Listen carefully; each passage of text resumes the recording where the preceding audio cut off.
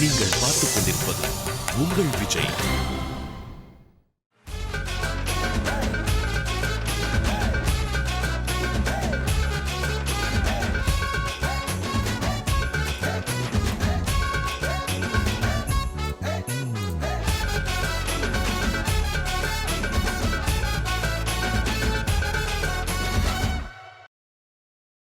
Mister புலி, நீங்க வந்து சூப்பரா இமிடேட்லாம் பண்ணுவீங்க அப்படின்னு கேள்விப்பட்டிருக்கோம். சூப்பராலாம் இல்லைனா ஓரளவுக்கு இமிடேட் பண்ணுவேன். பெர்ஃபெக்ஷனாக இல்லைனா கோச்சிக்காதீங்க அந்த சொல்லுங்கள். ஓரளவு இங்க இருக்கிற உங்க ஃப்ரெண்ட்ஸ் மாதிரி சரி, ஓகே. நான் ஃபஸ்ட்டு வந்து இவர் அன்பு சார் மாதிரி பண்ணுறேன். சும்மாண்ணே, நான் அன்பு சார் மாதிரி அவர் வந்து ஸ்பாட்டில் ஒரு மாதிரி ஃப்ரேமில் நிற்பார். இந்த மாதிரி நின்றுக்கிறேன். Good morning sir. Good morning sir. ஓ, ஏன் 2 நாளாக லேட்டு? ஒன்றும் இல்லை சார், அரக்கோணத்தில் இருக்க என் பாட்டிக்கு 2 நாளாக வகுத்தால போகுது. அதனால தான் சார் என்னால் வர முடியலை. யோ, நேற்று போய் அந்த கிளைண்ட்டை மீட் பண்ணியா பண்ணலையா? பண்ணலை சார். ஓகே, இது அன்பு சார். நெக்ஸ்ட் வந்து கார்த்தி. ஓகேவா? ராஜி, கார்த்தி. ஓகே, சஜஷனில் இருக்காங்க. இப்போ ராஜி அங்கே இருக்காங்க. இது வந்து கார்த்திக். ஓகே. சரி, இப்போ நான் ப்ரான் பண்ணுறேன். அண்ணா ரெடி அண்ணா? செம்ம கொடுப்பாது, செம்ம காண்டே. சரிண்ணா, ரெடிண்ணா. மைண்ட் ஃப்ரெஷ்ஷாண்ணா? கொஞ்சம் கூட சாப்பிடு. சரிண்ணா சாரிண்ணா. ஓகே, ப்ரான் பண்ணுவேண்ணா. சரி, ரெடி வந்துடுண்ணா. Raji,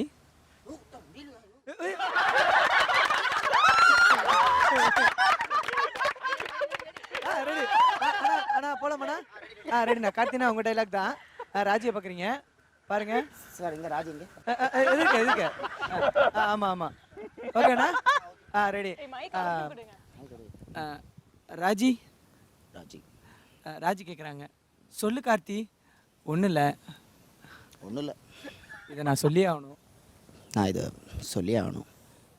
I love you Raji. I love you Raji. மறுபடியும் முடியல.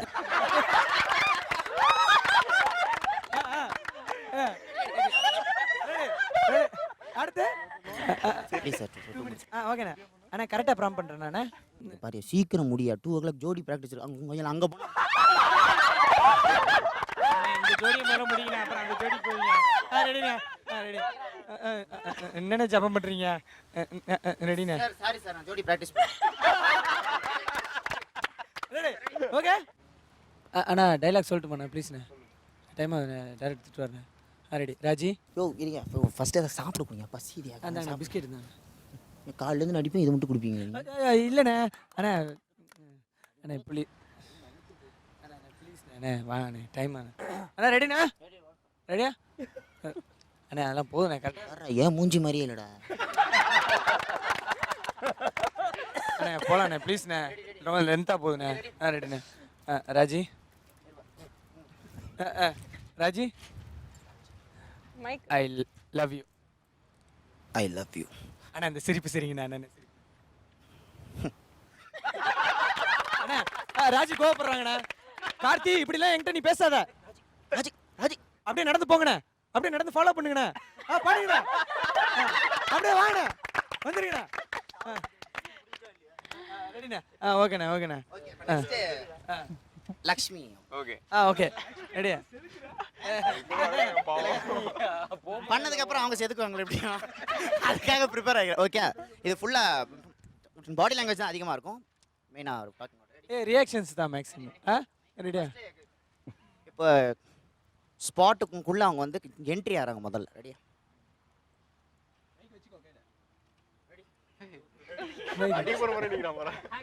Ready, action. இல்ல நெருப்பு பார்த்து மது இந்தம்மா டைலாக் பேப்பரு.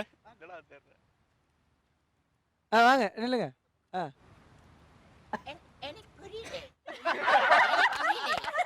புரியலே. இப்படி வாங்க. ஒன்றும் இல்லை, ஃபோன் கட்டு தான். விஷ்ணுகிட்ட தான் ஃபோன் பேசுறீங்க, சரியா? நீங்கள் ஸ்லோவாக வாங்க. நான் பொறுமையாக தான் வருவேன். நான் நடந்து வருவேன், நீங்கள் வண்டியில் போங்க. ரெடி?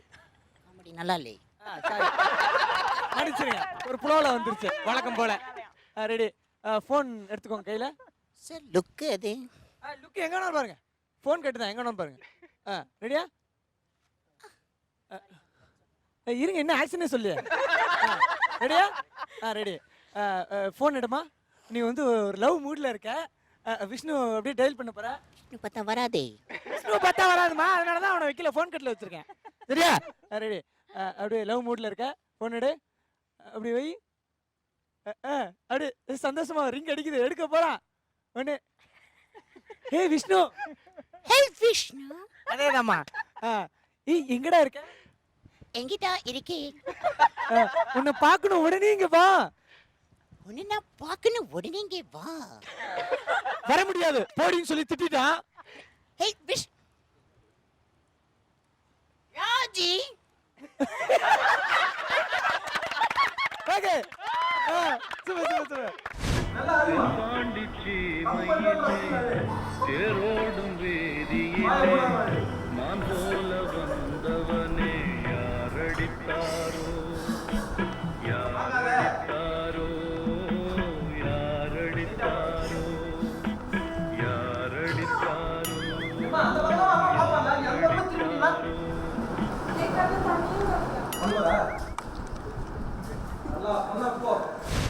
அடுத்ததா வந்து ஒரு நியூ எலிமெண்ட் இங்கே ஒரு 10 மினிட்ஸ் முன்னாடி உருவாக்குனது. புது கவிதையில வந்து ஹீரோ வந்து ஓகே வந்தோடனே எண்டுக்காடா.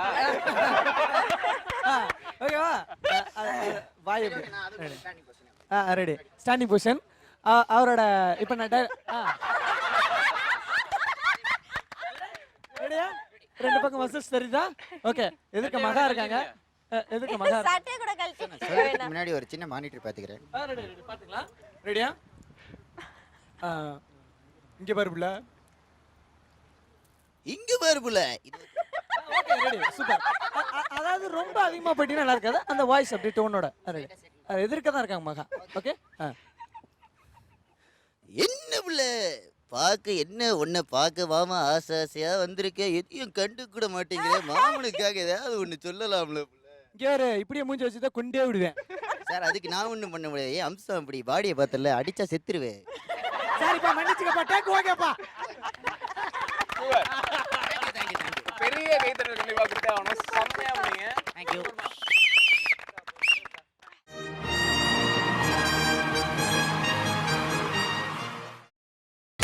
நீங்கள் பார்த்துக் கொண்டிருப்பது உங்கள் விஜய்.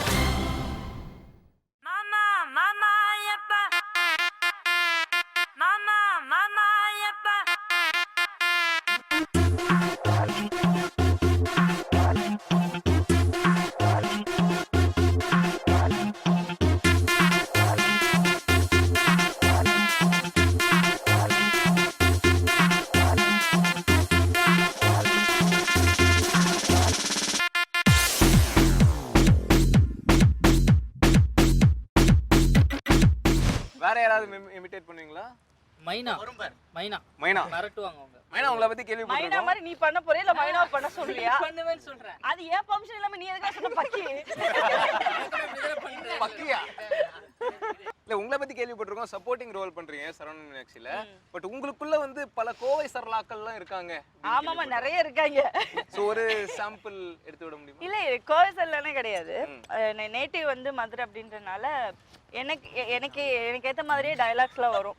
அதுல முக்கியமா சொல்ல போனா இந்த அல்வா திங்கிற சீனு, சோறு திங்கிற சீனு இதெல்லாம் வந்துச்சுன்னா ரொம்ப கஷ்டப்பட்டு சாப்பிடுவேன். மான மரியாதை எல்லாமே சிரிப்பாங்க. இதுல என் முன்னாடி எந்த ஆர்டிஸ்ட் இருக்காங்களோ அவங்க கண்டிப்பா சிரிச்சிடுவாங்க. அதனால கொஞ்சம் கஷ்டம். சும்மா ஒரு சாம்பிள் பண்ணி காட்டுங்களேன். ஒரு பயங்கர காமெடியான ஒரு டயலாக். என்ற ராசா பேசுற நீ என்னத்த சொல்றது நானு இப்படிதான் ஆக்சுவலி சும்மா வரும்.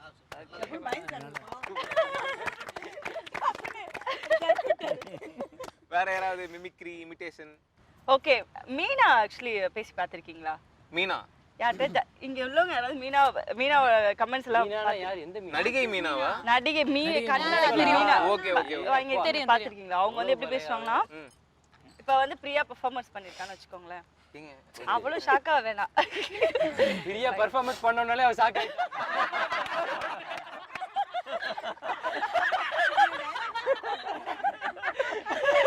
இப்ப பெர்ஃபார்மன்ஸ் பண்ணீங்கன்னா நீங்க ஏதோ கொஞ்சம் இடத்துல ஏதோ கொஞ்சம் மிஸ் ஆன மாதிரி இருந்தது. எனக்கு தெரிஞ்சு நீங்க வந்து ஆக்சுவலி நீங்க ஜோடி நம்பர் சீசன் 4 பண்ணீங்கல்ல? ஓகே, நீங்க அப்ப பண்ணதுக்கும் இப்ப பண்ணதுக்கும் டோட்டல் டிஃப்ரெண்ட். எப்படி நீங்க இந்த மாதிரி ஆடுறீங்க? அதுவும் நீங்க இந்த இடுப்பை வெட்டுன்னு வெட்டுறீங்களே, அதெல்லாம் எப்படி? அவ்வளவுதானா? ஏதோ இன்னும் சொல்ல போறேன்னு நினைச்சேன் நானு. வேற என்னடி உன்னை பத்தி சொல்றது? ஜட்ஜ் மாதிரி பேசுனதா? ஜட்ஜ் மீனா. சரி ஓகே, வேட்டையன் மாதிரி. வேட்டையன் மாதிரியா? வேட்டையன் வந்து நல்லா கலாய்ப்பான். அப்படியா? அப்படியா? அதான் வந்ததுல கலாச்சிட்டே இருக்கானே என்ன தெரியல. அவங்கள தவிர யாரையுமே கலாய்க்க மாட்டீங்களே நீங்க? இல்ல பக்கத்துல பக்கத்துல எந்த ஃபிகர் இருக்கோ அத பத்தி தானே கலாய்க்க முடியும். சரி, உங்களுக்குலாம் ஃபேன்ஸ் நிறைய பேர் இருப்பாங்கல்ல? இருக்காங்களா? கண்டிப்பா இருக்காங்க. சோ அந்த மாதிரி ஃபேன் கிட்ட இருந்து வந்த இன்ட்ரஸ்டிங் ப்ரொபோசல் ஏதாவது ஞாபகம் இருக்கா? டேய் ஐயோ கார்த்திக் நீங்க தான் எனக்கு எல்லாமே அந்த மாதிரி. அதெல்லாம் நிறைய வருங்க. அது நாங்க நிறைய பாத்துர்க்கோம். நீங்களே பண்ணிருக்கீங்களா? இல்ல நான் பண்ணதில்லை. பாத்துர்க்கோம். சரி, அந்த மாதிரி ஏதாவது கார்த்தி உள்ள வந்தோன்னு. ஆமா, யாராவது சொல்லுங்க. பயங்கர இன்ட்ரஸ்டிங் ப்ரொபோசல் இருக்கும்ல, பயங்கர கிரேசியான ஃபேன்ஸ். ஐயோ உங்களை எனக்கு அவ்வளவு பிடிக்கும், நீங்க தான் என் வாழ்க்கை, அப்பெல்லாம் நிறைய லெட்டர்ஸ், மெயில்ஸ், கமெண்ட்ஸ் ஃபேஸ்புக்ல எல்லாம் வரும்ல. சோ அந்த மாதிரி ஏதாவது ஞாபகம் இருக்காது, மறக்க முடியாதது? ஒண்ணா ரெண்டா 1000 இருக்கு. 1000ல இருந்து ஒரு 1 2 சொல்லுங்க. மைக்க பாஸ் பண்ணு. இந்த வரார் பாருங்க. நீங்க நினைக்கிற மாதிரி கருப்பு சட்டைக்காரனை விட கட்டம் போட்ட சட்டவனுக்கு தான் அதிகமான ஃபேன்ஸ். புரியுதா? அவனுக்கு கல்யாணம் ஆயிடுச்சுன்னு பாதி பிள்ளைய கழட்டி போயிடுது. இவன் சும்மாவே கரெக்ட் பண்றன்ற பேர்ல பல வேற உள்ள இழுத்து போட்டு வச்சிருக்காங்க. இதுல வேற ஏதாவது இருட்டுல போகும்போது என்னைய கூட கூட்டு போறது. ஏன்னா அப்பதான் அவன் பிரைட்டா தெரியும். என்னைய பார்க்காது விஷ்ணு அப்படிங்க பயங்கரமான உங்களுக்கு வந்த சும்மா வெக்கப்படாம சொல்லுங்க. இல்லங்க தன்னடக்கமா இருக்காப்ல, நீங்க நோண்டுங்க கொஞ்சம். சொல்லுங்க விஷ்ணு, கமான். இங்க ஷேர் பண்ணலனா எங்க? ஆமாமா அதான் இல்ல ஓகே, நான் சிங்கிள் தான், ஐம் நாட் கமிட்டட். சோ ஜாலியா எல்லாத்தையும் கடல போடுவேன்.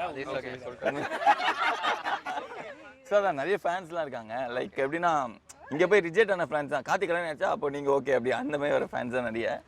ஆக்சுவலா இன்னொரு மேட்டர் இருக்கு. கார்த்திக் வந்து ஒரு பயங்கரமான ஃபேன் இருக்காங்க. நாங்கலாம் கனா பண்ணும்போது ஒரு கேரக்டர் இருக்காங்க. அவங்க எப்படின்னா கொஞ்சம் ஒரு ஆன்டி. அவங்க கார்த்தி ஒரு ஆன்டி ஹீரோ அப்படி வச்சுக்கலாம். ஏங்க இவ்வளவு சொல்றால அந்த கேரக்டர் எப்படி பேசணும் உங்களுக்கு கேட்கணும்னு ஆசையா இருக்குல்ல? ஏறக்குறைய ஏறத்தாழ ஒரு 40-45க்கு மேல இருக்கும். வாய் வந்து பாத்தீங்கன்னா வங்காளம் வரைக்கும் போகுது. நான் கேக்குறேன் கனால யார் நல்லா நடிக்கிறா? யாருமே நடிக்கல, புரியுதா? கார்த்தி மட்டும்தான் நடிக்கிறார். ஏங்க நீங்களாம் அப்டேட்டட் கிடையாது. மன்னவன் படத்துக்கு அப்புறம் பார்த்தீங்கன்னு வச்சுக்கோங்களேன், மன்னன் படத்துக்கு அப்புறம் கார்த்தி தான் அந்த இடத்த பிடிச்சிட்டு இருக்கா. அந்த அளவுக்கு அவ அப்டேட்டா இருக்கா. பாத்துக்கோங்க, மன்னன் படம் பார்த்துட்டு அந்த அம்மா வந்திருக்கு. இன்னைக்கு மன்னன்லயே இருக்குது. அது வரைக்கும் தியேட்டர் பக்கமே போல. ஆனா இந்த கார்த்தி ஆகட்டும், இப்போ வந்து சரவண மீனாட்சி இர்ஃபான் ஆகட்டும், எங்களுக்கு ஒரு பெரிய பிரச்சனை இருக்கு. என்னன்னா வருவாங்க வந்துட்டு, ஏய் ப்ரோடி செம்ம ப்ரோ, நீங்க சூப்பர் நடிக்கிறீங்க, உங்களை எனக்கு அவ்வளவு பிடிக்கும், எங்க வீட்டுல பாட்டி தாத்தா எல்லாருக்கும் பிடிக்கும், உங்களை தான் ரொம்ப பிடிக்கும், இர்ஃபான் நம்பர் தாங்களேன் ப்ளீஸ், நான் இர்ஃபான்ட்ட பேசுறேன். ஏன்னா அவங்களுக்கு இர்ஃபானை தான் பிடிக்கும். ஏன்டா வருவாங்க வந்துட்டு சும்மா அப்படி கடைக்கு போய் நின்று இருப்பேன். ஏய் கட்டதுற, நீங்க ரொம்ப நல்லா நடிக்கிறீங்க, ரொம்ப தேங்க்ஸ்ங்க. அன்பு சார் சூப்பரா பண்றாரு, உங்க காமெடி எல்லாமே எங்க தாத்தா பாட்டிக்கு பிடிக்கும். நான் கேட்டேன் வந்த கட்டதுற நல்லா அனுப்பி முடிச்சு போக வேண்டியதுன. தாத்தா பாட்டிக்கெல்லாம் பிடிக்கும், எங்க வீட்டுல சுட்டீஸ் எல்லாருக்கும் பிடிக்கும். உனக்கு யாரை பிடிக்கும்? கார்த்தியை பிடிக்கும். பப்பாளுக குண்டு நெஞ்சில கொண்டு வந்து டமால்னு வெடிக்கும்.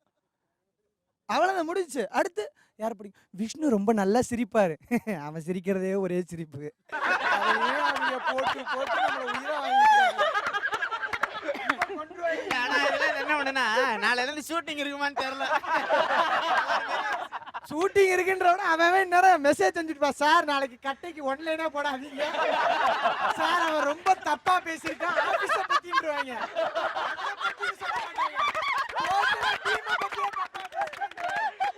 நீங்க சேல்ஸ் டீம்ல இருக்கீங்க, அப்படி என்ன சேல் பண்ணிருக்கீங்க இதுவரை? என்ன சேல்ஸ் பண்ணிருக்குமா? இந்த பார், அஞ்சால் அனுப்பு மருந்துல இருந்து இப்படி அம்பாசிடர் கார் வரைக்கும் நாங்க விக்காத பொருள் இல்ல, வேலை பார்க்காத கம்பெனி இல்ல. அப்பப்பா விளங்கிரும். இந்த டேக் பார்க்கும்போது நாங்க ஒரு 10 டேக் போயிட்டோம். சிரிச்சே நாங்களாம் விழுந்திருக்கோம் பல நாள். ஒரு நாள் அப்படித்தான், உங்களுக்கு நான் தாண்டா அம்மா அப்படின்னா அம்மா இல்ல அதுக்கு முன்னாடி நான் சொல்லிடுறேன். அப்புறம் மக்கள் நான் தப்பா கெஸ் பண்ணிக்கிறேன் நினைப்பாங்கல்ல. எப்படின்னா அம்மான்னு வாரு உள்நாக்கு ட்ருன்னு ஆடுது ஒரு நாள். அதை பார்த்து நான் ஃபர்ஸ்ட் டேக்ல சிரிச்சிட்டேன். நீங்க அவரோட உள்நாக்க பாக்குறீங்க? பார்க்கல நான் திட்டுவாருப்பா. கண்ணா அங்க பக்கத்துக்கு நான் என்னைய பாருங்கண்ணா. என்னைய பாருங்க. கை தட்டுற ஆளு வந்து பாதிக்கப்பட்டவர். என்னைய பாரு. ராஜா அப்படிலாம் பண்ணாத ராஜா. வர நீ வராத பிராம்ட் வருவான். அவன் ஒண்ணும் சொல்ல மாட்டான். தம்பின்னு நீ வராத வச்சேரா நான் வந்துற வச்சேரா. மைண்ட் வாய்ஸ்க்கு சொல்வாரு. மைண்ட் வாய்ஸ்க்கு சொல்லுவாரு. மைண்ட் வாய்ஸ் வேர்ல்ட்லயே மைண்ட் வாய்ஸ் நீ வராதப்பா நானே வந்துறேன். ஓ மைண்ட் வாய்ஸ்க்கு எப்ப நீ வருவ? மைண்ட் வாய்ஸ்க்கு அவரே வந்துருவாரு. நீங்க சொல்லுங்க மனோஜ், உங்களோட ஷூட்டிங் ஸ்பாட்ல பயங்கர காமெடியா இன்ட்ரெஸ்டிங்கா ஏதாவது? காமெடியா எனக்கு தெரிஞ்சு வந்து நாங்க ஒரு ஹாஸ்பிடல்ஸ் அவ வந்து ஆக்சிடென்ட் ஆன மாதிரி ஒரு சீன் எடுத்துட்டு இருந்தோம். இவங்களுக்கு ஆக்சிடென்ட் ஆனது காமெடி ஹாஸ்பிடல்ல எடுத்துட்டு இருந்தோம். சோ அப்போ இவங்களும் இவங்களோட பேர் கமல் பாரதி இருக்காருல்ல, சோ ரெண்டு பேரும் எல்லாமே வந்து இவங்களுக்கு வந்து டாக்டர் வந்து சொல்லிடுவாங்க. அந்த வீடியோ காமெடியா சொல்லுங்க.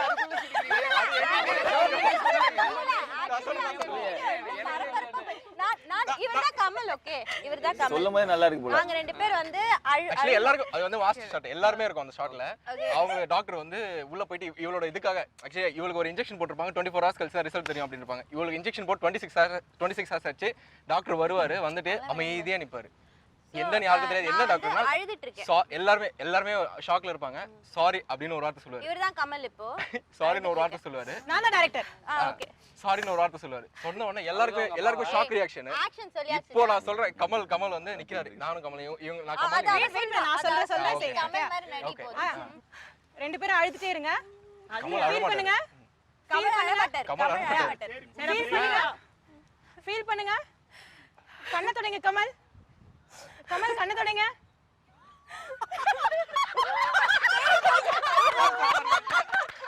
एक्चुअली அவர் சொன்னது வந்து கமல் கண்ணை தொடங்க சொன்னாரு. அவர் பொறுமையா இந்த சைடு இருக்காங்க. பொறுமையா புடிச்சு இழுத்து செம்ம காமெடி அது. கிட்டத்தட்ட ஒரு 5 minutes எல்லாரும் சிரிச்சிட்டே இருக்காங்க. அந்த மாதிரி காமெடிஸ்லாம் நடந்துருக்கு. சோ மோஸ்ட்லி பாத்தீங்கன்னா அவர் பண்ற விஷயங்களே காமெடியா இருக்கும். Okay, thank you so much. நீங்க எல்லாருமே வந்து விஜய் டிவில ஒரு பார்ட்டா இருந்து உங்களோட லைஃப் வந்து விஜய் டிவியால சேஞ்ச் ஆயிருக்கு. ஸோ இப்போ வந்து இது வரைக்கும் நாம எல்லாருமே மற்றவங்க அவார்ட்ஸ் வாங்கி தான் பார்த்துருப்போம். ஸோ ஃபர்ஸ்ட் டைமாக நீங்கள் எல்லாரும் அவார்ட்ஸ் வாங்க போறீங்க. ஸோ எல்லாருக்குமே கங்க்ராச்சுலேஷன்ஸ், விஜய் டிவி சார்பாக வாழ்த்துக்கள்.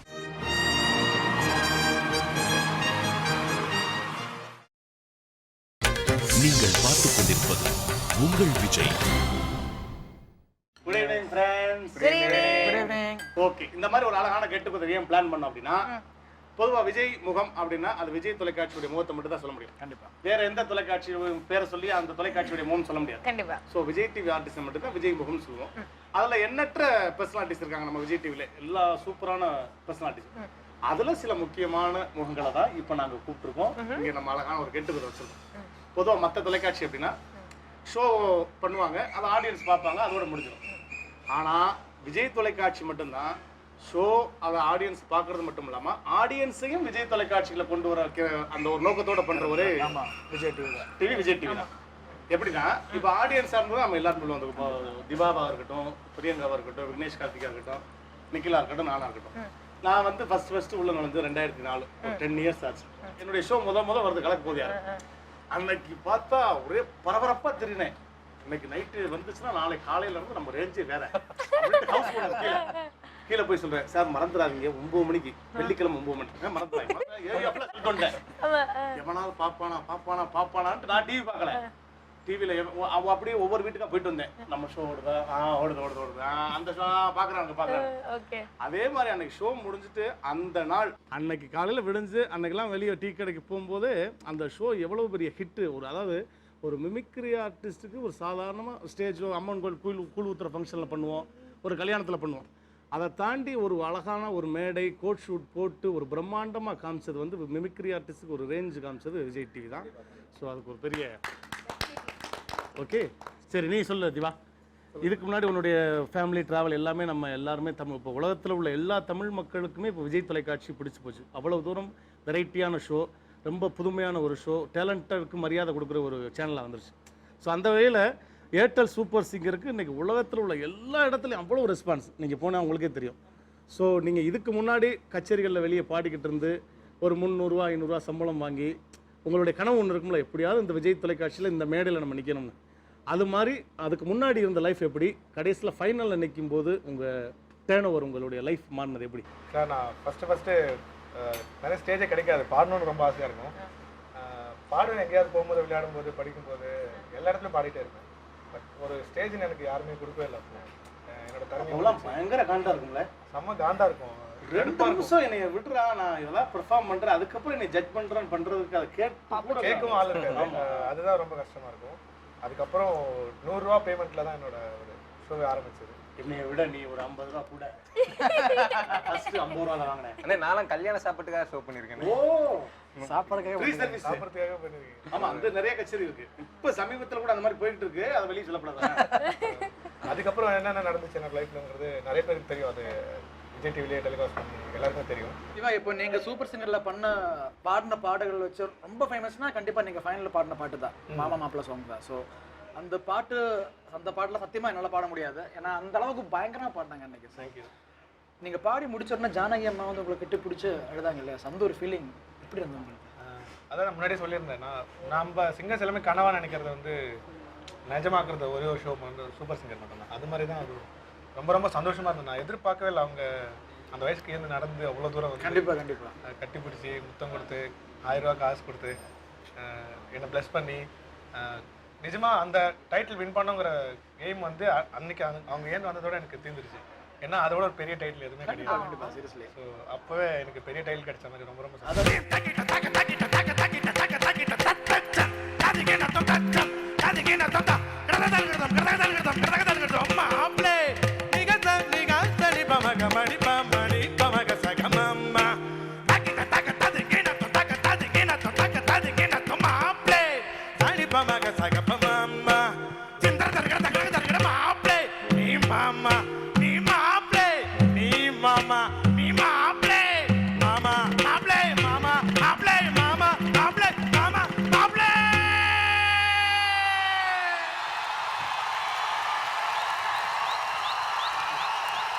SS10 Dikantar.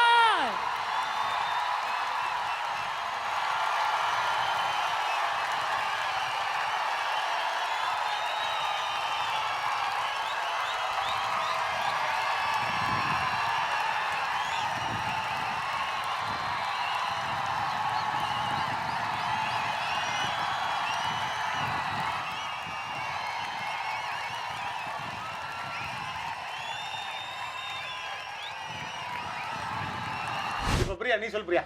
நான் என்ன சொல்றது? நீ திவாகர். நான் லாஸ்ட்ல சொல்றேன். நான் லாஸ்ட். இப்போ வந்து நம்ம ஃபர்ஸ்ட் இங்க மேத்யூ, நிக்கில் மேத்யூ கிட்ட வரோம். நிக்கில் மேத்யூ தான் எனக்கு தெரிஞ்ச ஐ திங்க் அந்த ரியாலிட்டி ஷோல வந்து எல்லாருக்கும் மூத்த கலைஞர் முதல்ல தேங்காய் உடைச்சது. தேங்காய் உடைச்சு டைட்டில் வின்னர் தானே நீ? ஆமா, வெரி குட் டைட்டில் வின்னர். எப்படி நீ சொல்லு, before the Vijay TV, after the Vijay TV? ரொம்ப வித்தியாசமா இருக்கு பிஃபோர் அண்ட் ஆஃப்டர். எனக்கு சின்ன வயசுல இருந்து ஒரு சிங்கர் ஆகணும்னு ஆசை. அதனால சரியான ஒரு பிரேக் கிடைக்கல என்னோட ஊர்ல. ஸோ அப்படி சென்னையில் வந்து நான் டூயிங் மை பிஜி எம்பிஏ படிச்சுட்டு இருக்கும்போது அந்த சூப்பர் சிங்கர் நிகழ்ச்சி நடந்தது. ஸோ சின்ன வயசுல இருந்தே எனக்கு தெரிஞ்ச ஒரே ஒரு விஷயம் பாட்டு மட்டும்தான். எனக்கு படிப்புல கொஞ்சம் ஆவரேஜ். நான் இது படிப்புலையா? படிப்பு தமிழ்லயும் கொஞ்சம் ஆவரேஜா இருக்கீங்க. படிப்புல கொஞ்சம் ஆவரேஜ் தான். அதுக்கப்புறம் தான் அந்த சூப்பர் சிங்கர் நடந்தது. ஸோ அப்போ இல்லை இப்போ நடக்கிற மாதிரி 1.5 வருஷம் இல்லை, எங்களுக்கு ஒரு 6 monthsல முடிஞ்சிடுச்சு. பட் எனக்கு வந்து லைஃப்ல ஒரு மிகப்பெரிய ஒரு மாற்றம் கொடுத்த ஷோனா கண்டிப்பாக ஏர்டெல் சூப்பர் சிங்கர் தான். ஏன்னா அது வரைக்கும் நிகில் மேத்யூன்னா அந்த சிங்கர் யாருக்குமே தெரியாது, ஒரு சிங்கர் இருக்கான்னு யாருக்குமே தெரியாது. ஸோ அண்ட் முதல் வாய்ப்பு வந்து எனக்கு ஹாரிஸ் ஜெயராஜ் சார் கொடுத்தாங்க. அது கண்டிப்பாக நான் எப்போவுமே எனக்கு நன்றி உள்ள நாயாக இருப்பேன் ஹாரிஸ் சார். ஏன்னா ஃபர்ஸ்ட் பாட்டு என்ன பண்ணேன், எனது உரை சாங் பீமா படத்தில். ஸோ அது வந்து மிகப்பெரிய ஒரு நல்ல ஒரு மெலடி சாங் அண்ட் பெரிய பேனர் லிங்குசாமி சாரோட மூவி, விக்ரம் சார் அண்ட் கூட பாட்டு சாதனா சர்க்கம் மேடம். ஸோ எல்லாமே வந்து எனக்கு ஒரு மிகப்பெரிய பிரேக், நல்ல பாட்டு. சரி, ஓகே. இப்போ ஆஃப்டர் விஜய் டிவி எப்படி இருக்கு? நல்லா என்ட்ரி ஆனதுக்கு அப்புறம் நல்ல நிறைய ஷோஸ் வருது. இப்போ எத்தனை படங்கள்ல பாடிட்டு இருக்கேன்? தமிழில் நான் கொஞ்சம் படம் தான் பாட்டிருக்காங்க. பட் மலையாளத்தில் ஆக்சுவலி இப்போ ரீசெண்டாக பாடுற மூவிக்கு கேரளா ஸ்டேட் அவார்டு வாங்கியிருக்கோம், பெஸ்ட் சிங்கர். ஸோ அந்த மாதிரி கொஞ்சம் நல்ல நல்ல விஷயங்கள் விஜய் டிவினால என் வாழ்க்கையில் நடந்திருக்கு. ஸோ சரி, நீங்க சொல்லுங்கண்ணே, இந்த டாக்டர் பட்டம் வந்து சாதாரண விஷயம் கிடையாது, எல்லாம் டிகிரி வாங்குறதே பெரிய விஷயம் அப்படின்றாங்க. நீங்க டாக்டர் பட்டம் வாங்கியிருக்கீங்க, எப்படி கிடைச்சது? எப்படி? அதுக்கு முன்னாடி என்னன்னா நம்ம விஜய் தொலைக்காட்சியில் நுழைஞ்சு ஷார்ட் பீரியட்ல வந்து எனக்கு தமிழக அரசுடைய கலைமாமணி 2008 கலைமாமணி அவார்டு கிடைச்சது. ஸோ அதுக்கப்புறம் வந்து இப்போ ரீசெண்டாக தேங்க்யூ ஆனால் திரும்ப கேட்கக்கூடாது. இல்ல இங்க ரெண்டு எனக்கு தெரிஞ்சு மிமிக்ரி ஆர்டிஸ்ட்ல நீங்க மட்டும் தான் டாக்டர் பட்டம் வாங்கியிருக்கீங்களா? இல்லை, எனக்கு முன்னாடி ஒருத்தர் வாங்கியிருக்காரு, physically challenge Senthil. Okay okay okay okay. But இதுக்கான ஒரு ஷோ வந்து மிமிக்ரிக்குன்னு ஒரு ஷோ வந்து அதுக்கப்புறம் என்டர்டெயின்மெண்ட்ஸில் வந்து ஃபஸ்ட் டைம் எனக்கு கிடச்சிது. அதுக்கப்புறம் நிறைய 2011 பெஸ்ட் மிமிக்ரி ஆர்டிஸ்ட் 2012 கிடச்சிது. ரீசெண்டாக வந்து இன்டர்நேஷனல் தமிழ் யூனிவர்சிட்டி யூஎஸ் வந்து டாக்டரேட் பட்டம் கொடுத்தாங்க. ஃபோன் பண்ணி கூப்பிடும்போது என்ன சொன்னீங்க, எப்படி ஃபீல் பண்ணீங்க? அதாவது உங்களை நாங்கள் டாக்டரேட்டுக்கு செலக்ட் பண்ணியிருக்கோம்.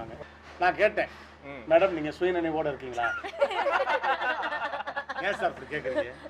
இல்லை, டாக்டரேட் பட்டம்ன்றது எவ்வளோ பெரிய விருதுங்கிறது தெரியும். எல்லாரும் படித்து ஒரு விஷயத்தை ரிசர்ச் பண்ணி எக்ஸாம் எழுதி வாங்குறது ஒன்று. கௌரவ டாக்டர் பட்டம்ன்றது அந்த துறையில் சிறப்பாக இருக்கிறவங்களுக்கு. எனக்கு எப்படி மேடம் செலக்ட் பண்ணீங்க? அது என்னுடைய ஹிஸ்ட்ரியை சொன்னாங்க அவங்க. ஹிஸ்ட்ரி? ஆமாம் sir.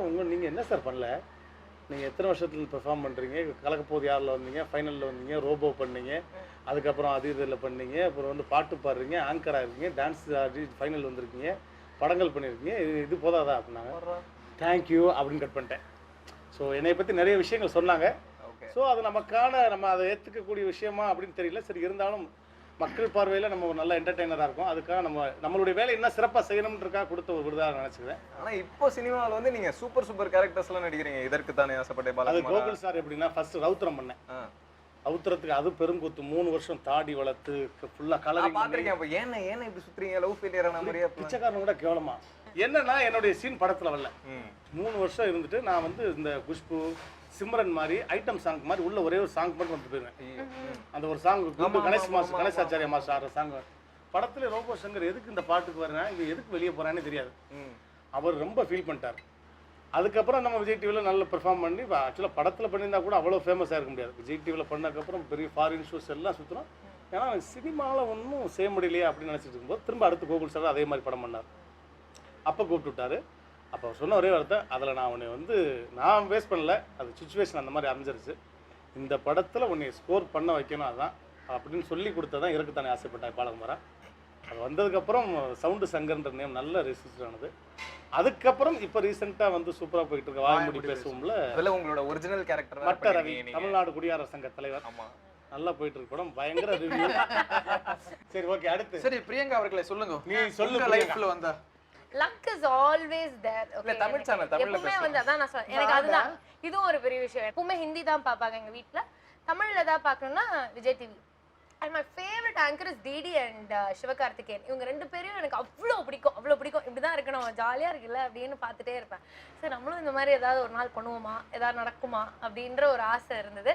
Then initially I started first I did a show called Cinema-karam Coffee with Makappa Anand. வந்ததுக்கு அப்புறம் கரெக்டா மாகாப்பாக்கு வந்து அந்த பிரேக் கிடைச்சிருச்சு. they were in search of male anchors. டக்குன்னு அவரும் வந்து அந்த கேப்ல வந்துட்டாரு. பட் ஃபீமேல் ஆங்கர்ஸ்க்கு எதுவும் பெருசா இருக்கல. அந்த ஷோலையும் எனக்கு பெரிய ஒரு ஸ்கோப் இருக்குல்ல, அது ஒரு பெர்ஃபார்மன்ஸ் மாதிரி ஜாலியா அப்படியே கிண்டல் பண்ணிட்டு போயிடும். அதுக்கப்புறம் என்ன பண்றதுன்னு தெரியாம நான் இன்னொரு சேனல் ஜாயின் பண்ணேன். ஐ ஜாயின் தேர். சரி, ஓகே, நம்ம இங்க வந்து கொஞ்சம் ப்ரூவ் பண்ணுவோம் பண்ணிக்கிட்டே இருக்கலாம் எப்பயாவது. ஆனா dream was Vijay TV. Yes, I agree. என் மனசுக்குள்ள விஜய் டிவியில ஒரு ஷோ பண்ணோம், அதுதான் வந்து பயங்கர reach. Due to certain circumstances I had to quit. அங்கே நான் குவிட் பண்ணிட்டு சரி நம்ம ஜாலியாக ஒரு 2 மாதம் படிப்பில் கான்சென்ட்ரேட் பண்ணிட்டு MBA பண்ணிருக்கேன். நான் 4ஆம் தேதி குவிட் பண்ணுறேன். 5ஆம் தேதி எனக்கு விஜய் டிவியில் சான்ஸ் கிடைச்சது. I was so happy. எனக்கு ரொம்ப ஹாப்பியாக இருந்தது.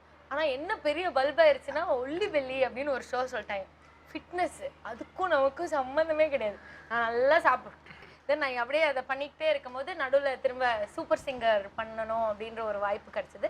And then I join. But நான் வெளியே போகும்போது இப்போ ஓகே அங்கே இருக்கும்போது என்னோட பேர் யாருக்குமே தெரியாது. நீங்கள் இங்கே தானே வருவீங்க, நீங்கள் டிவியில் வருவீங்களா அப்படின்னு தான் சொல்லுவாங்க. But now when I go out, நீங்க விஜய் டிவில வர பேர் கதான அப்படி எங்க அம்மா உடனே என்னலாம் கேக்குறேன்னா வாங்கி கொடுக்கும். எப்படி இருக்கு உங்களுக்கு? செம்ம ஹாப்பி. விஜய் டிவிலே பார்த்தீங்கன்னா இப்போ நம்ம ஒரு கெட்டுக்குதா 5 பேர் உட்காந்துருக்கோம்னா நம்ம 5 பேர் மட்டும் இல்லை, விஜய் டிவிலேருந்து போன எத்தனையோ முகங்கள் எனக்கு வந்து ஸ்டாராக ஜொலிச்சுட்டு இருக்காங்க திரையில். அதில் நம்ம குறிப்பாக சொல்லணும்னா ஒரு 2 பேர் நம்ம சொல்லலாம். ஃபஸ்ட்டு விஜயிலேருந்து அப்படி வெளியே போய் ஜொலிச்சது அப்படின்னு சொன்னால் ஃபஸ்ட்டு சந்தானம். அவர் 4 மணி சாதாரணமாக ஒரு லொல்லு சபாவில் ஒரு பெர்ஃபார்மராக இருந்து அவருடைய டைமிங் காமெடி அந்த ஜோக்ஸ் கவுண்டர் கொடுக்கறலாம் வச்சு அழகாக படத்துக்கு போன ஷார்ட் பீரியடில் அவ்வளோ ஒரு உயரத்துக்கு போயிட்டார். அதுக்கப்புறம் வந்து அதே மாதிரி லொல்லு சபாவில் வந்து சுவாமிநாதன் அண்ணா இருக்கட்டும், இந்த மனோர், இப்படி எல்லாருமே வெள்ளித்திரையில் இருக்காங்க. அதுக்கப்புறம் ஷார்ட் பீரியடில் நமக்கெல்லாம் தெரிஞ்சு நம்ம கூட இருந்து நம்ம கூட பழகி நம்ம கூட சாப்பிட்டு சாதாரண ஒரு கண்டஸ்டண்ட்டாக உள்ளே வந்து அதில் ஒரு டைட்டில் வின் பண்ணி அதிலிருந்து ஆங்கர் ஆகி டான்ஸர் ஆகி அப்படின்னு வந்து இன்றைக்கி ஷார்ட் பீரியடில் இன்றைக்கி வெள்ளித்திரையில் அவர்கிட்ட டேட் அப்படி வாங்குறதுக்கு ரொம்ப கஷ்டமான ஒரு சூழ்நிலை. அந்த அளவுக்கு மிகப்பெரிய ஒரு ஸ்டாராக வந்திருக்கிறது நம்ம சிவகார்த்திகேயன். உண்மையில அதெல்லாம் நினைக்கும் போது நம்மளுடைய குடும்பத்துல இருந்து வந்தவங்க அப்படின்றப்ப ரொம்ப பெருமையான ஒரு விஷயம். நிறைய பேர் இருக்காங்க இல்லையா, உண்மையில அது ரொம்ப. சிவகார்த்திகேயன் பத்தி கண்டிப்பா சொல்லி ஆகணும். உங்களுக்கே தெரியுங்களா, மிமிக்ரி ஆர்டிஸ்ட்னா வந்து முன்னாடிலாம் வந்து ஒரு லெவலுக்கு மேல போகவே முடியாது அப்படின்னு சொல்லுவாங்க. ஒரு ஷோக்கு அதை பிரேக் பண்ணதே தான். ஒரு ஷோக்கு போகும்போது சூப்பர் சிங்கர்ஸ்க்குலாம் தனியாக ஏசி ரூம் போடுவாங்க, மிமிக்ரி ஆர்டிஸ்ட்டுக்குலாம் தனியாக நார்மல் ரூம் போடுவாங்க அப்படின்லாம் நாங்கள் கேள்விப்பட்டிருக்கோம். இப்போது தெரில, அப்போல்லாம் அப்படி இருந்த காலகட்டத்தில் வந்து ஃபஸ்ட்டு ஒரு மிமிக்ரி ஆர்டிஸ்ட்டாக இருந்து ஒரு ஆங்கர் ஆனதே சிவகார்த்திகேயன் தான். அதுக்கு முன்னாடி எந்த மிமிக்ரி ஆர்டிஸ்ட்டும் ஆங்கர் ஆனது கிடையாது. ஆங்கர் ஆகி ஜெயிச்சார். சரி ஆங்கர் பண்ண முடியும், படம்லாம் காமெடியன் அப்படி வேணா பண்ணலாம் அப்படின்னு சொன்னாங்க. ஒரு ஆங்கராக இருந்து ஹீரோ ஆனார். ஹீரோ ஆகும்போது கூட யாருமே அவர் வந்து ஹீரோ ஆகிட்டார் அப்படின்னு சந்தோஷப்படல. இவெல்லாம் என்ன ஹீரோவாகி பண்ணுற போகிறான் அப்படின்னு தான் நிறைய பேர் பேசினாங்க. ஆனால் ஒரு ஹீரோவாக ஜெயிச்சு மிமிக்ரி ஆர்டிஸ்டாக இருந்தும் ஒரு ஆங்கராகி ஹீரோவாகி ஜெயிக்க முடியும்னு எங்கள் எல்லாருக்குமே வந்து ஒரு ரோல் மாடலாக இருக்கிறதே வந்து சிவகார்த்திகேயன் தான். ஸோ நான் வந்து கம்பளோட அப்படியே இருக்கேன். அது ரொம்ப அந்த விஜய் டிவியோட அந்த பேரை விட்டு கொடுக்காம எங்கே போனாலும் நான் வந்து விஜய் டிவிக்கு வந்து கடமைப்பட்டிருக்கேன் அப்படின்னு ஒரு வார்த்தை சொல்றது, தட்ஸ் கிரேட் யா. அடிச்சு பார்க்கலாம் எதிர்நீச்சல் அடி என்று ஏத்து கொடி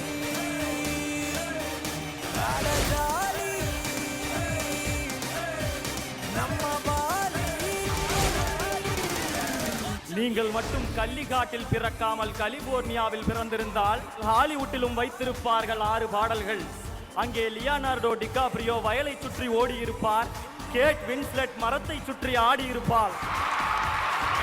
எப்போதுமே போலிதான் அசலை விட நன்றாக இருக்கும், அப்படித்தான் இது.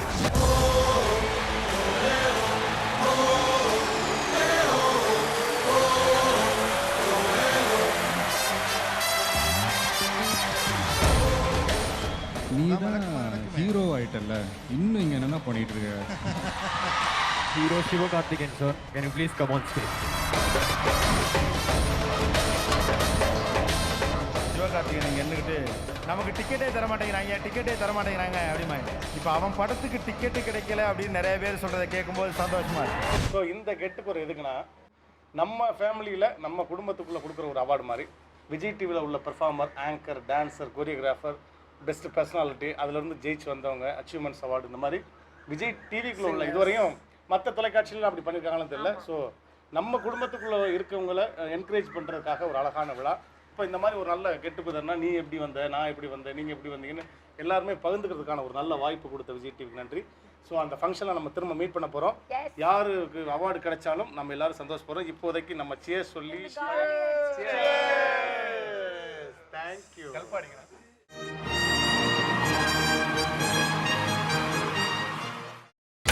நீங்கள் பார்த்துக் கொண்டிருப்பது உங்கள் விஜய். பிரியங்கா, இதுக்கு முன்னாடி நம்ம விஜய் டிவியோட ஆங்கர்ஸ், கண்டஸ்டன்ஸ்லாம் வந்து விஜய் டிவினால எங்கள் லைஃப் இப்படிலாம் சேஞ்ச் ஆயிருக்கு அப்படின்னு சொல்லி கேள்விப்பட்டோம்.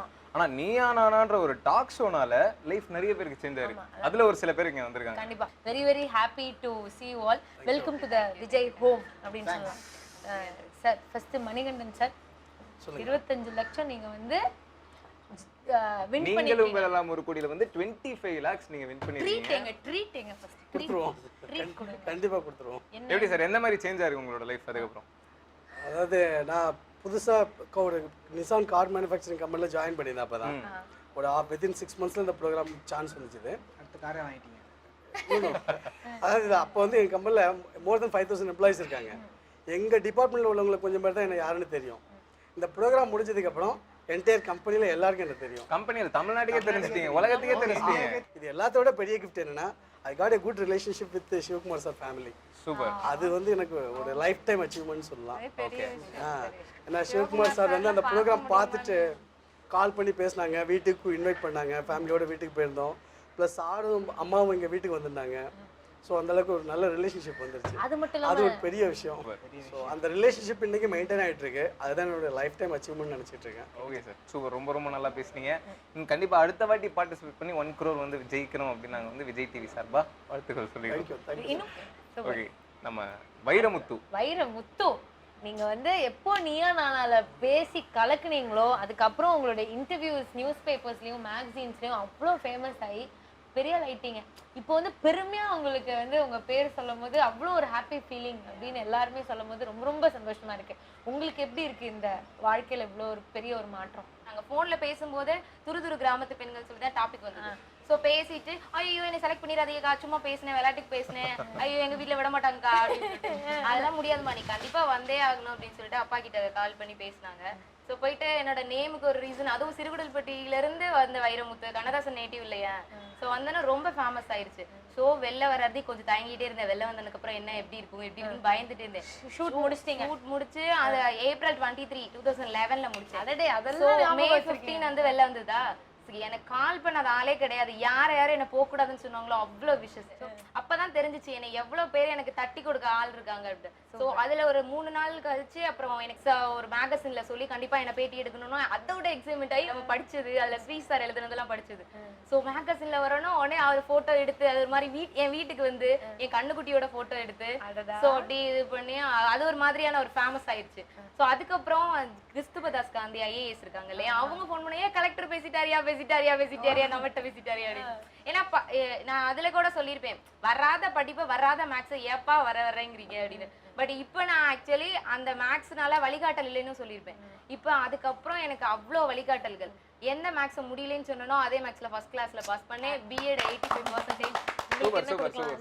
Thank you so much. நிறைய கொடுத்துட்டாங்க. அடிக்கவே மாட்டேன். ஃபர்ஸ்ட் மாடு மேய்க்க போவேன். எனக்கு ரொம்ப பிடிக்கும். ரொம்ப பிடிக்கும் வேற. ரொம்ப பிடிக்கும். நானே எங்க அக்காவும் ஒரு மாட்டுக்கு பேர் வச்சு ஒவ்வொரு மாட்டுக்கு பேர் வச்சிருக்கீங்களா? விசில் அடிக்க எனக்கு ரொம்ப பிடிக்கும். அடிப்பீங்களா? என்ன விசில் அடிப்பீங்களா? அடிங்க பாப்போம்.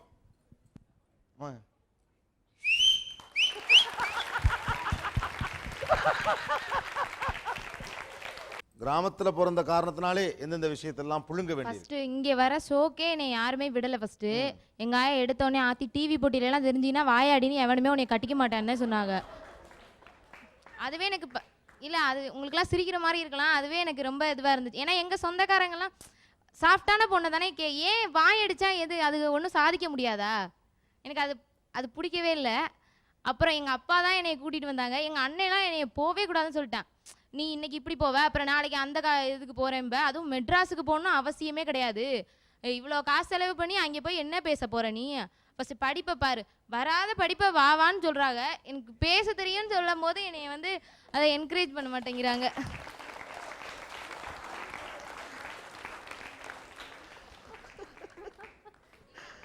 வராத படிப்பை வாங்குறாங்க, பேச வந்தா வாய் அடைக்கிறானுங்க. இன்னும் எனக்கு தெரிய எதுக்கு நான் மேக்ஸ் எடுத்தேனே இன்னும் எனக்கு தெரியல. அது ரொம்ப போராடி நான் படிச்சிட்டு இருக்கேன். ஆனா ஃபர்ஸ்ட் கிளாஸ்ல தான் பாஸ் பண்ணிட்டு இருக்கேன். எங்க அப்பாவோட ஆசைக்காண்டி தான் நான் படிச்சிட்டு இருக்கேனே. எனக்கு இன்னும் தெரியல. எங்க கிராமப்புறத்துக்கு ஒரு வழிகாட்டல் இல்லை எங்களுக்கு. இது படிச்சா இப்படி ஆகலாம், உன்னால முடியும் அப்படிங்கறது சொல்றதுக்குயா டிஸ்கரேஜ் பண்றாங்க. தொடர்ந்து ஒரு அடமழை பேஞ்சு ஓஞ்ச மாதிரி அப்படியே ஃபுல்லா கண்டினியூஸா இப்படிதான் நான் கூட நினைச்சேன். நான் மட்டும் தான் இவ்வளவு ஃபாஸ்டா பேசுறேன். எல்லா இப்ப மோஸ்ட்லி வந்து எல்லாருமே நான் என்ன இங்க வந்து நான் வந்தோடனே சொன்னேன் எனக்கு ஒரு வழிகாட்டல் இல்லை அப்படின்னு சொல்லும்போது என் கண்ணு கலங்கிடுச்சு. பட் ஆனா அதுக்கப்புறம் நான் வழிகாட்டல் இல்லைன்னு சொன்னதுக்கு அப்புறம் நான் என்ன நீ தாண்டி வழிகாட்டணுங்கிற அளவுக்கு என்ன ஃபேமஸ் ஆக்கி விட்டாங்க. வைரமுத்து, உங்களுக்கு ஒரு விஷயம் தெரியுமா? இத்தனை வருஷம் நீயா நானா ஷோல நீங்க பேசின அந்த வீடியோ தான் ஹையஸ்ட் வியூஸ் ஹையஸ்ட் லைக்ஸ் யூடியூப்ல. சான்ஸே இல்லை. அது கண்டிப்பா தேங்க்யூ ஸோ மச். உங்களை பார்க்கும்போது எங்களுக்கும் ரொம்ப ரொம்ப சந்தோஷமா ரொம்ப பெருமையா இருக்கு. Thanks to Vijay TV. எங்களோட விஜய் டிவி தான். சில பேருக்கு வந்து விஜய் டிவினால லைஃப் சேஞ்ச் ஆயிருக்கு, ஃபேம் கிடைச்சிருக்கு, அதெல்லாம் ஓகே.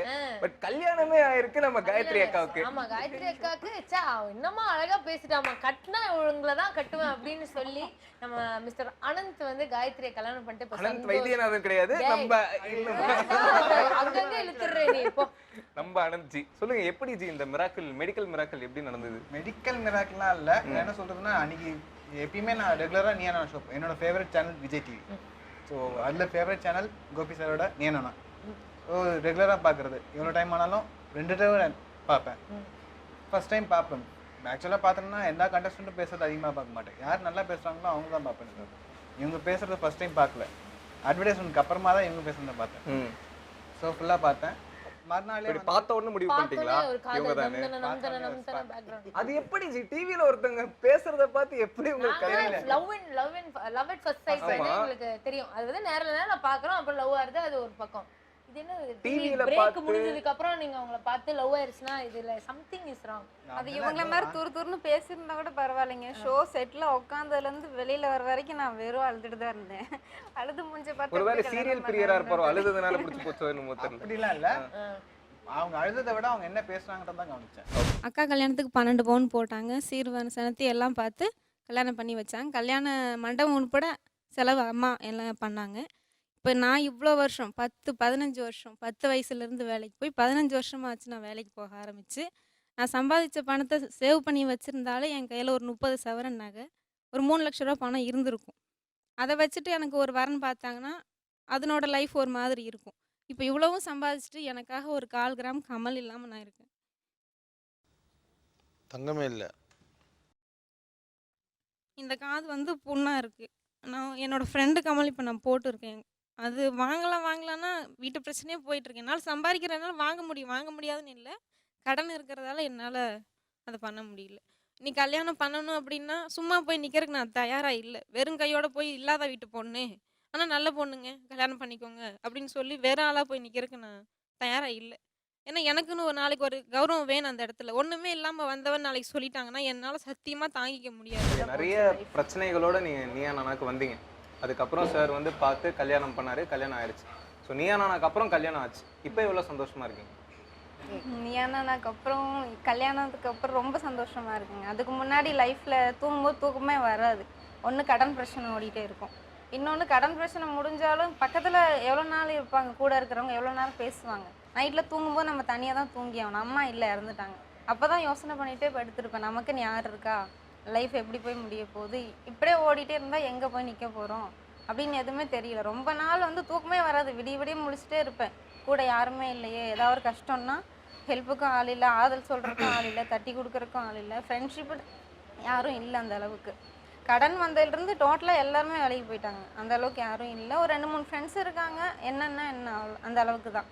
அதுக்கப்புறம் மேரேஜுக்கு அப்புறம் இவர் வந்ததுக்கப்புறம் தான் என் லைஃப்பில் ரொம்ப சந்தோஷமாக இருக்கேன். அதுக்கு வந்து விஜய் டிவி மட்டும்தான் காரணம். நான் ரொம்ப கடமைப்பட்டிருக்கேன் விஜய் டிவிக்கு. அது கோபி சாருக்கு, ஆண்டனி சாருக்கெல்லாம் ரொம்ப நன்றி சொல்லணும். விஜய் டிவி ஒரு என்டர்டெயின்மெண்ட் சேனல், நிறைய பேரை சிரிக்க வைக்கிறாங்க, சந்தோஷப்படுத்துகிறாங்க. அது எல்லாத்தையும் தாண்டி உங்களோட லைஃபே இந்த அளவுக்கு சேஞ்ச் ஆக்கி இந்த அளவுக்கு சந்தோஷமாக ஒருத்தரோட லைஃப்பை சேஞ்ச் பண்ணியிருக்கு அப்படின்னு நினைக்கும் போது, உண்மையாகவே விஜய் டிவியில் ஒர்க் பண்ணுறோம் அப்படின்னு நினைக்கும் போது ரொம்ப பெருமையாக இருக்குங்க. கடைசி வரைக்கும் இதே மாதிரி சந்தோஷமாக இருக்கும். கண்டிப்பாக. ஏன்னா இப்போ எங்களோட வாழ்க்கையெல்லாம் வந்து நீயா நானாக்கு அப்புறம் பெரிய பாப்புலர் ஆயிடுச்சு. ஸோ எங்களை நீங்க வந்து பேட்டி எடுக்கிறதுக்கு முன்னாடி நீங்க உங்களோட லைஃப்ல உங்களுக்கு முன்னாடி எப்படி இருந்துச்சு சொல்லுங்க கார்த்திக். இந்த மிமிக்ரி எல்லாம் பண்ணி தானே ஃபேமஸ் ஆனீங்க விஜய் டிவிக்குள்ள. பாத்துருக்கீங்களா? அதை பாத்துருக்கேன், தைரியமா கேள்வி கேக்குறீங்க. ஸோ அதுக்கு முன்னாடி உங்களோட லைஃப் எப்படி இருந்தது? அது இதுதான் ஃபர்ஸ்ட் மிமிக்ரி ஆர்டிஸ்டா. உங்களுக்கும் அது இதுதானா? ஆமாங்க. பார்க்கலையா அப்போ? பாத்துருக்கீங்க நான். ஓகே, மிமிக்ரி ஆர்டிஸ்டா பண்ணிட்டு இருந்தேன். அதுக்கப்புறம் வேற ஒரு சேனல்ல வந்து ஆங்கரா ஒரு சான்ஸ் கிடைச்சது. சரி, ஓகே, ஆங்கரா ஆகணும், விஜய் டிவியில் ஒரு ஆங்கரா ஆகணும் அப்படின்றது தான் வந்து ட்ரீமு. சிவகார்த்திகேயன் வந்து ரோல் மாடல், அந்த மாதிரி ஆகணுன்றது தான் ட்ரீமு. சரி, ஓகே, இன்னொரு சேனலில் கூப்பிட்றாங்களே ஆங்கரா போவோம் அப்படின்ட்டு ஒரு இம்மெச்சூரிட்டி அந்த வயசில் சரின்ட்டு போனேன். ஒரு 2 இயர்ஸ் அந்த சேனலில் ஒர்க் பண்ணேன். பட் ஆனால் அந்த 2 வருஷமும் நைட்டு தூங்கும்போது சந்தோஷமாக தூக்கம் வராதுங்க. என்ன பண்ணிகிட்டு இருக்கோம் நாம, நமக்கு பிடிச்ச விஷயத்த பிடிச்ச இடத்துல பண்ணாமல் வேற ஒரு விஷயத்த பண்ணிட்டு இருக்கோமே அப்படின்ற மாதிரி ஒரு தாத்தா. இவளுக்கு தெரியும், Priyanka was my co anchor. So அந்த டைமில் விஜய் டிவியில் ஆங்கர் ஆகணும் அப்படின்றதான் ட்ரீமு. இன்னொரு சேனலில் ஆங்கர் பண்ணிட்டு இருந்தேன். சரி, ஓகே, என்ன ஆனாலும் பரவாயில்ல, நமக்கு பிடிச்ச விஷயத்த ஃபாலோ பண்ணணும். இந்த வயசில் ரிஸ்க் எடுக்கலன்னா இந்த வயசில் ரிஸ்க் எடுக்க போகிறோம் அப்படின்ட்டு ஐ குவிட். அந்த சேனலை குவிட் பண்ணலாம் அப்படின்னு முடிவு பண்ணிட்டு பயங்கரமாக யோசிச்சுக்கிட்டு இருக்கேன். பயங்கர கன்ஃபியூஷனில் இருக்கேன். ஒரு நாள் டின்னர் சாப்பிடும்போது நானும் அவ்வளோ டின்னர் சாப்பிட்ருக்கோம். எதிர்க்க இருந்து ஒரு குட்டி பையன் வந்து, அண்ணா நீங்கள் தானே காலையில் டிவியில் வருவீங்க அப்படின்னு சொல்கிறாங்க. ஆமாப்பா அப்படின்னு பேசினதுக்கப்புறம், பாரு ஐடென்டிஃபை தான் பண்ணுறாங்க அப்படின்னு சொல்லும்போது அவள் ஒரு வார்த்தை சொன்னான். அந்த ஒரு வார்த்தை வந்து சான்ஸே இல்லை. நீ இந்த சேனலில் ஒர்க் பண்ணும்போது நீங்கள் தானே டிவியில் வருவீங்க அப்படின்னு கேட்குறாங்க. இதுவே நீ விஜய் டிவியில் வந்தேன்னா நீங்கள் தானே விக்னேஷ் கார்த்திக் அப்படின்னு கேட்பாங்க. அதுதான் வந்து விஜய் டிவிக்கும் மற்ற சேனலுக்கும் உள்ள டிஃப்ரென்ஸ். விஜய் டிவியில் ஒரு ஆங்கராக இருக்கிறேன் அப்படின்னு நினைக்கும் போதே பெருமையாக இருக்குங்க. என்ன பண்ணுறீங்க நீங்கள், அந்த சேனலில் இருக்கீங்களா? நான் இப்போ விஜய் டிவில இருக்கேன் அப்படின்னு சொல்லும் போதே ஒரு சந்தோஷம் வரும் விஜய் டிவில பெரிய பாரு. அது சான்ஸே இல்ல. சோ எனக்கு இந்த சான்ஸ் நிறைய பேர் கொடுத்திருக்காங்க. ஓகே, சோ ரொம்ப சந்தோஷமா இருக்கு. அதாவது இப்போ நம்ம இந்த கெட் டுகெதர் எதுக்காக வந்திருக்கோம் அப்படின்னு நினைக்கும் போது எல்லாரோட லைஃப்லயும் வந்துட்டு தனித்தனியாவே நம்ம வந்து சந்தோஷமா இருக்கும்.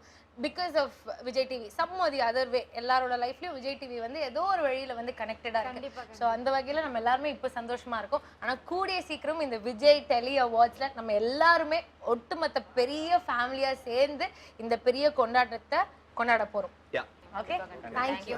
Thank you so much.